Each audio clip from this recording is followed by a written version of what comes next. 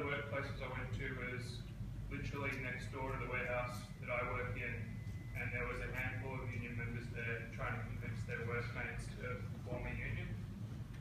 And they were doing really similar work to us, driving forklifts, packing orders, loading trucks, but they were on really bad paying conditions, especially compared to us next door. So for me, it was really easy to have a conversation with these guys because, you know, it could go something like, so you guys are telling me that you're picking from down here on the ground, and just next door, we're picking from, we've got management to agree we don't have to pick below waist height, so we're not hurting ourselves anymore. And you guys are, you know, you guys are getting paid this much, and we're getting paid this much.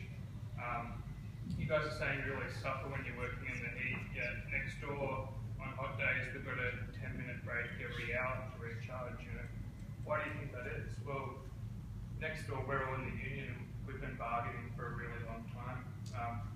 You don't know what bargaining is? Well, let me tell you what it looks like at my workplace. And the conversation goes on like that. I went to another warehouse and I was sitting in a lunchroom talking to 3 women, and they were pretty skeptical. And after a couple of minutes getting nowhere, one of them turned to me really hostile, and she's like, "Do you just sit in lunchrooms all day talking to people?" And I said, "No, actually, I work full-time in a warehouse, so I pick and drive a forklift just like you." And she's like, "Oh." And suddenly it was instant demeanor change, and then I could tell her about the warehouse I worked in and what it was like to work in a union warehouse, and she could actually hear me. Another good thing is what's happening when I'm going back to work is that my workmates are coming up to me and they're starting to ask, "So, did you go to a work site today?" And I can start to build with them like my experiences of how, you know, there's a broader struggle going on.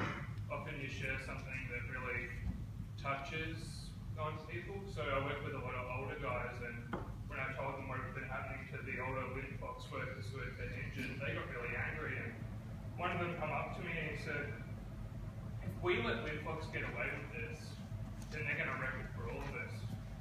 And, you know, he's right. We need to start fighting across that industry and step out of this really narrow, EVA-defined workplace struggle, or they are going to wreck it for all of us. And I think being able to go out and have those experiences and bringing them back to my workmates and slowly starting to help them acknowledge that it's a bigger struggle, and what's happening immediately to us in our workplaces isn't our only concern. It's not all that's going to affect us. And I think that's been really great. So, yeah. No, that's great. Thanks.